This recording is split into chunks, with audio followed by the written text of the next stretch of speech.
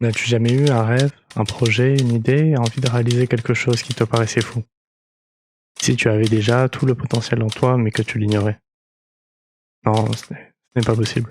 C'est très gentiment que le Père Noël a mis sous mon sapin en 2022 L'art de faire les choses jusqu'au bout de Kevin Tran. Cette vidéo étant postée sur YouTube, je suppose que ça ne sert à rien de présenter son auteur, mais bon, je vais le faire quand même, surtout pour ma mère qui regarde la vidéo. Coucou maman. Kevin Tran est un YouTuber sur 3 chaînes différentes, une en anglais, une en français et une en chinois. Il est aussi sur Twitch et l'auteur du manga Kiei qui compte 6 tomes au moment où j'enregistre cette vidéo. Il a posté sa première vidéo sur YouTube le 17 novembre 2012. Le livre qu'il a écrit dont je vais vous parler aujourd'hui, L'art de faire les choses jusqu'au bout, est souvent rangé dans la catégorie développement personnel sur les sites de vente et autres. Et je suis pas forcément d'accord avec cette catégorisation et je vous explique pourquoi tout de suite. Le développement personnel est un domaine qui m'intéresse de manière périodique. Je vais avoir des phases où je vais écouter des podcasts, lire des articles, regarder des vidéos YouTube sur la confiance en soi, la productivité, manger plus sainement, dormir de manière plus efficace. Et puis après une période où je vais rien consulter du tout parce que j'aurais fait une overdose jusqu'à la prochaine phase. Le premier livre sur le développement personnel que j'ai lu, c'est Réfléchissez et devenez riche de Napoleon Hill.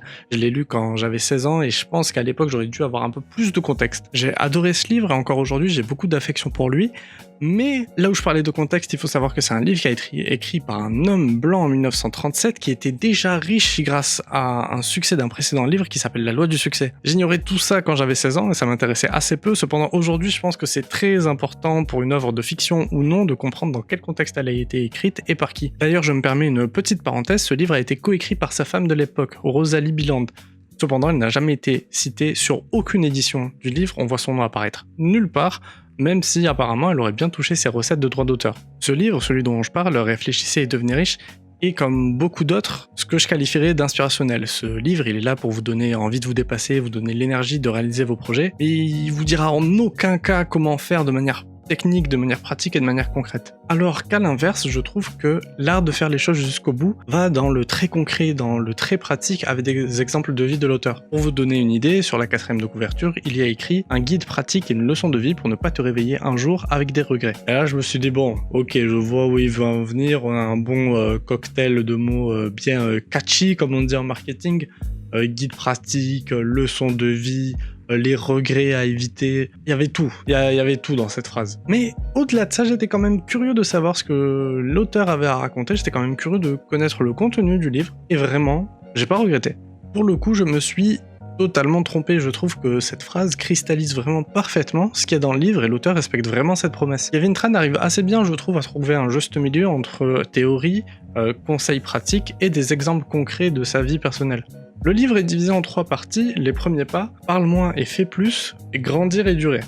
J'ai trouvé ce découpage assez pertinent par rapport à la naissance et la gestion d'un projet, je vais parler en connaissance de cause que pour les 2 premières parties. La vidéo n'est pas là pour parler de moi, mais je voulais juste évoquer ces 2 projets pour vous dire que par rapport à mon expérience, j'ai trouvé les conseils, surtout des 2 premières parties, très pertinents. Attention, hein, non pas que la 3e partie n'est pas pertinente, mais ne l'ayant pas expérimenté et ne l'ayant pas encore vécu, hein, de faire grandir et perdurer un projet, je ne peux pas dire si vraiment c'était efficace comme conseil. Mais vous vous en doutez peut-être, j'ai trouvé quelques points négatifs à ce livre, le livre parfait n'existant pas. Je trouve que parfois il y a quelques longueurs, certains exemples sur la vie de l'auteur sont un peu trop développés, il y a des moments où je me souviens m'être dit pendant la lecture « Eh bon, arrête, on voit où tu vas en venir, c'est comme l'OM frérot, tu vas droit au but et c'est bon ». Je pense que vraiment c'est le seul point négatif qui m'a vraiment gêné pendant la lecture, et je tiens à le répéter, ça reste minoritaire, hein. Dans tous les exemples qui sont cités dans le livre, c'est vraiment pas une majorité des exemples qui sont comme ça. Sinon vraiment je trouve qu'il se lit hyper facilement, qu'il est hyper cool, que ça reste, comme le dit sa 4e de couverture, un guide hyper pratique. Selon moi, ce livre est à mettre entre toutes les mains de rêveurs, de rêveuses, celles et ceux qui ont un projet en tête, ou bien celles et ceux qui se sont lancés mais qui doutent, et il y en a, il y en a pas mal. Je me permets à nouveau de faire un petit encart, excusez-moi pardon, cette chaîne n'a aucune ligne directrice ni régularité, cependant si vous voulez vous abonner pour embarquer avec moi dans cette aventure où je partage mes pensées, mes envies, vous êtes les bienvenus. On retourne à la critique. J'ai vraiment passé un bon moment en lisant ce livre, ça donne envie de se dépasser et de réaliser ses projets tout en se respectant soi et sa santé mentale, et je trouve ça hyper cool et hyper important en 2023. Mais à la fin de ce livre, je me suis quand même demandé, n'as-tu jamais eu un rêve ? Un projet, une idée, envie de réaliser quelque chose qui te paraissait fou? Et si tu avais déjà tout le potentiel en toi, mais que tu l'ignorais? Maintenant, ça devient crédible.